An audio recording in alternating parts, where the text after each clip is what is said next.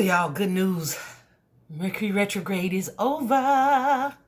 That's right. It's over. Mercury station direct today. Let's just pause for the gratitude of it all, right? Man. However, don't expect immediate shifts or changes to happen because, of course, Mercury has a whole post-shadow and pre-shadow, but post-shadow period. So it's going to take probably a couple more weeks for whatever dust this retrograde kicked up to really settle and things to kind of move back into a space where they feel normal. If you click on this video, though, you might kind of want to know a little bit first about what exactly the retrograde is. So let's talk a little bit about that. First of all, I think Mercury retrograde gets a really bad rep, right? Rep. You know what I'm saying? Content creators, astrologers, astrologists, I don't know, whatever you want to call them. They kind of use it to create fear or spark fear or maybe even spark interest in what their content is. But Mercury retrograde is not really anything to be fearful of. But it is definitely one of those planets that has the ability to impact us in a way. It governs our communication. And I don't mean just like us talking this too, because technology, right? Via social media and whatnot. I mean like the way we speak and communicate directly to the people that we deal with. Email, it affects scheduling, it affects planning. It also affects like your cognitive function. So, and your logic, your sense of logic. So we may have a tendency to overthink things. Like I was supposed to record this video yesterday. I'm just getting to it today. But I think knowing all of that, when I tell you like what this retrograde is, it makes perfect sense. So people are so afraid of it. It's called the retrograde because retrograde is like what, going back into the past. But that's not actually what the planet is doing. It just looks that way from our observational point, which, you know, it ain't like we can look up at the sky and see Mercury retrograde. But, you know, our, I guess, astronomers or whoever they are. Anyway, so with it looking like that, it's attached to that title. I think it's called like apparent Mercury retrograde because it just looks that way. It's not what is. However, its effect is on like past planets because it slows down while there's still forward movement. So it ends up going back in a way. And it has us also kind of going back in a way, which is why a lot of people think about or experience actually exes or people from their past coming back to connect with them or to check in with them, or they were thinking about them or they felt compelled to, right? Yeah, they did exactly what Mercury retrograde asked us to do. Mercury retrograde is our reminder to slow down.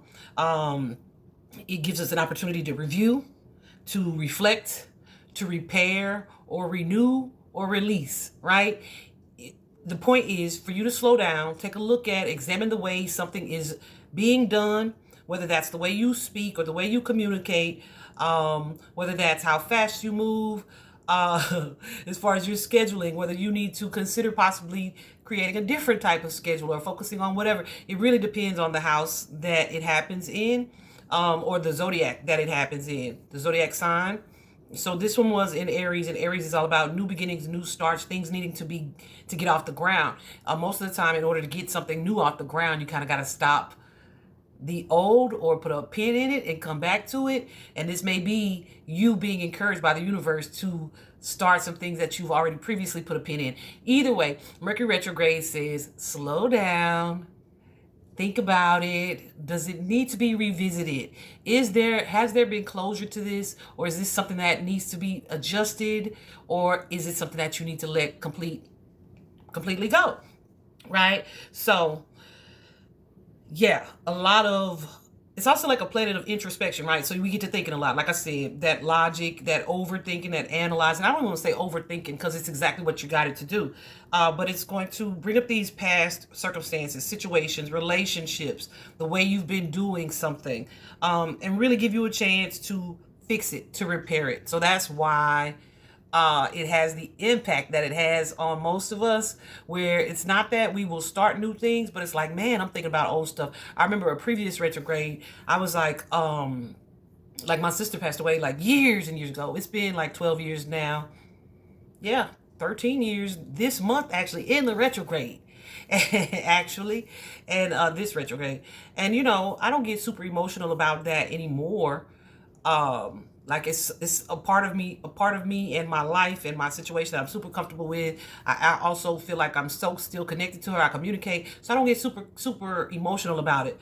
But just out the blue, like during a retrograde, this is when I realized, oh, we in the retrograde. Because I mean, I just got emotional about her just randomly. And I was like, dang. So what that pointed out for me was that, of course, there are still some things or some emotions that you need to heal or that you continue to work on, some grief that you still need to process and release, right, in order to be completely healed. Because I remember thinking, like, I don't even cry about it no more. Like, and the universe was like, not so fast. But anyway, aside from, unless you just really hate deep thinking, right, there's a lot of positive growth and development that can result from going through or experiencing a Mercury retrograde, because we are called to slow down. We have these setbacks, and those setbacks in communication or scheduling or whatever, those setbacks allow us or kind of force us or challenge us to figure out a different way to get done what it is we're trying to get done.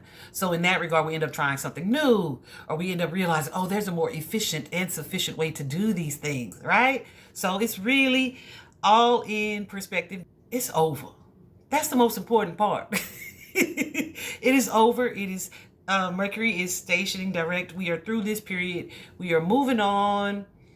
Goodbye and good riddance. However, there'll be another one coming up August 4th. So we got into the summertime to kind of work with these things that have unfolded or been made clear or apparent for us over this past 3 or 4 week period,